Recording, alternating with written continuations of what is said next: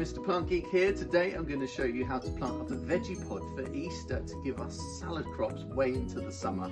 So you can see, first off, I'm sitting down. Seated gardening is my favourite type of gardening, but with the Vegepod, because everything's at a raised level, it makes it really easy to do. I'm going to sow 7 types of edible flowers and vegetables into my Vegepod here.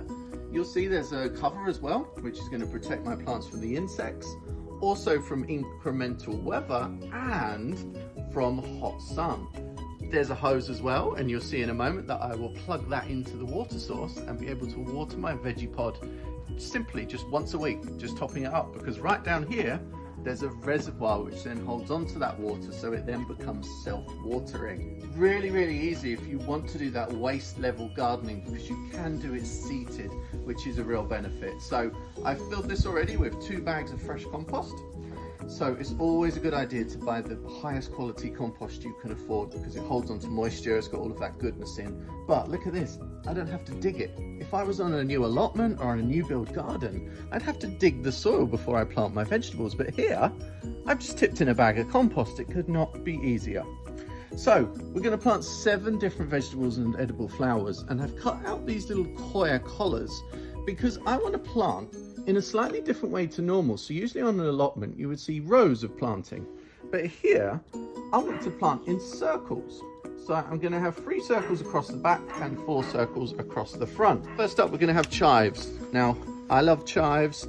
They're really easy to grow. Obviously they're great for bees, but they're edible as well. So you can use these as a substitute for onion. In fact, it will give you slightly better breath than a typical spring onion would. So I'm going to sow those onto the surface of the soil, and then basically for all the seeds, I'm making life easy for myself. I'm then going to put a covering of compost over the whole of the container of about 1 centimetre, which is roughly the deepness that the seeds want to be. So I'm going to spread liberally, I can't say that twice, just like this. So basically the same amount of, say, black pepper that you'd put on your pepperoni pizza. So that is chives, that is our first vegetable. I'm going to put the packet right down there. Ta-da! Okay, next, how about something a little bit taller for the back? An edible flower. This is a cornflower. So let's get this sown. I used to sow these when I was a kid. The seeds are really cute. Wait till you see them. So look at these. Aren't they adorable? They're like little cartoon characters. And legend has it that when bees take nectar from a cornflower plant, it ends up with blue honey. So a bit of an urban myth though. I'm not sure if that really is true. I'll get someone else to clear up later. Right, so next is a radish, and this is a new variety from ProVeg in the UK. The variety is called Ruby Yole. So radishes, one of the first vegetables that I grew when I was a kid. Just that joy of picking a fresh radish, and also you can pick them like when they're quite young as well. So it takes only about 6 to 8 weeks to get crops on your radishes. So here we go, spread them liberally in our circular formation. Let's put some dill in next. Oh, I better label them before I forget.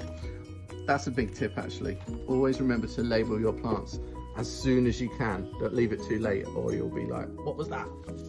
Dill is really fantastic. You can use it with fish, lots of different Eastern European food as well, and it's really glorious, kind of frothy plant, much like fennel. So I'm just going to sow this onto the surface of the soil. I always love trying new ideas, so that's why I want to have these circles rather than straight lines in my Vegepod, but you might think I'm crazy. So peas are next. Where are they? Sprinkle these on the surface, then push them down a little bit, because the bigger the seed, the deeper it needs to be sown. So right, there we go. And then finally we have a spinach. I'm going to put that in here at the back. And spinach, you can select it when it's baby leaf, or you can use it to go full size as well.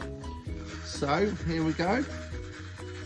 Spread that liberally, because I'll be able to use it when it's young, so I can get lots of tiny leaves on it. And of course, all the goodness is there when it's young as well. It isn't diluted as when it fully grows. Right, say thank you to my concentric rings. And then grab some compost, some fresh compost to cover over all of that seed. So we're going to cover over the chives. Small covering of compost. We're going to cover over our cornflowers. Then the peas. And then finally our spinach, which only needs a small covering on. But then how do we care for it? How do we water it? Well, let me show you because it's pretty easy. So this is your cover. This is going to keep pest and disease away. It's also going to be really great shade for a lot of those crops. So say the spinach, that would run to seed and it would spoil very quickly if it was grown in hot sun. Give it some shade, you'll get a much better crop. So fix that into place just like so. And then, this is where I reveal that I'm gardening in slippers. You can then plug in your Vegepod just like this. And what you then have is a misting process inside the Vegepod that keeps everything well watered. There's a reservoir at the base that accounts for any runoff as well. So your plants eventually become self-watering. So I've sown my seeds and everything is watered, and I'm just going to finish off by putting my final few labels onto the side. So what have we got? We've got the dill that we planted into there, and the peas.